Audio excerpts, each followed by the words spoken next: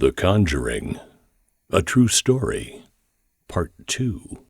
The Parent family's problems increased with each passing day. Since the night Carolyn had witnessed the evil spirit, she had been behaving strangely with her own kids. Whenever Roger stepped out for work, she used to lock the kids in a room and just stared at them for hours. If they didn't listen to her, she shouted at them. If they tried going to Roger, she would beat them up. The Parent family was now sure that the house was haunted. All 5 girls were very worried with their mother's deteriorating condition. One day, Roger found his youngest daughter sitting by the door crying heavily. When he went close to her, he saw Carolyn was pulling her hair and was trying to chew it. Roger was stunned at the sight. He quickly pulled Carolyn away from their daughter and tied her to a chair. She shouted and screamed, but Roger didn't budge. Moments later, Carolyn passed out. When she regained consciousness, she was a bit stable. She told Roger that a spirit was trying to take over her body. The spirit wanted their daughters, and if they didn't allow the spirit to do so, the spirit would kill both Roger and her. She also said the spirit looked hideous, and while she was speaking, she passed out once again. Roger was in a state of shock. He thought hard for a while and then laid Carolyn on the bed and headed out of the house. He went out to find more about the house and the spirit that haunted it. When he spoke to the neighbors, he found out that a woman named Bathsheba lived there along with her son and 3 daughters. And all 3 daughters had died, and no one knew their cause of death. When the police investigated, they found the girls were actually murdered. In fact, one of the girls had died because she was being nailed. The entire neighborhood believed that Bathsheba was a witch who sacrificed her kids to the devil god. But since police didn't find any evidence against her, they couldn't do anything about her. In a few years, Bathsheba hanged herself from a tree. Nobody knew why she did that. Since that day, whoever came to the house witnessed paranormal activities, and a few of them also spotted Bathsheba's spirit. All this information was too much for Roger to process. When he returned home, he saw something that shook him completely. What did Roger see in the house? To find out, watch Part 3 of this true story of Conjuring, only on Bloody Monday. The Conjuring, Part 3.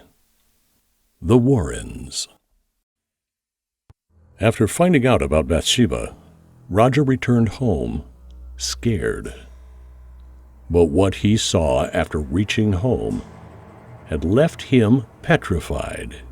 He saw that Carolyn was missing from the bedroom, and there was a trail of black marks on the floor. It seemed as if Carolyn was dragged on the floor, leaving that trail.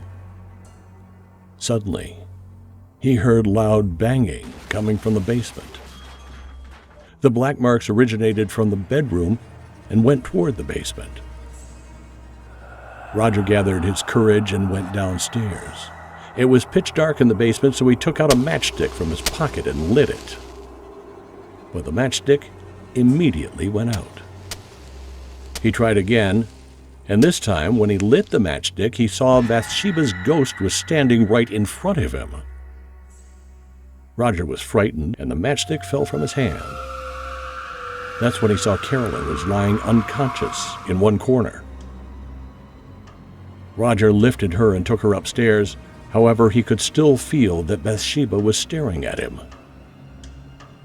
Eventually, Roger decided to call the famous paranormal experts, Ed and Lorraine Warren. Carolyn's condition had gone from bad to worse. Her mouth was cut, and she would sit in a corner and eat spiders. The Warrens could feel something was terribly wrong with the house the moment they entered. They started their investigation and decided that performing an exorcism was the only way out. However, due to that, conditions worsened further. The spirit of Bathsheba was enraged. Apart from Carolyn, she had now started inflicting harm to their daughters as well. One night, the Warrens tied Carolyn to the bed and started performing an exorcism of the house. When they came to the bedroom, Carolyn had disappeared from the bed. In fact, she was right behind them.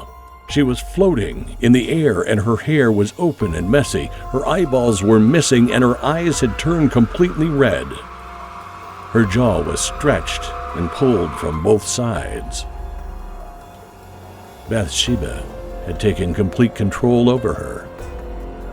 The entire house was shaking. The Warrens tried a lot, but seeing Carolyn's condition, Roger stopped them. Carolyn passed out and fell on the floor. With time, all of Roger's money went to taking care of Carolyn. When the condition didn't look like it was getting any better, Roger kicked the Warrens out of his home. Without enough money, the Perron family had to somehow manage and live there for 7 years. But after 7 years, when they finally changed houses, Bathsheba followed them. And for a whole lot of years, the strange incidents kept occurring with them. How did you like our series on the true story of Conjuring? If you liked it, then do subscribe to our channel, Bloody Monday, as we are working really hard to keep you entertained and scared. Spread the word among your friends and family.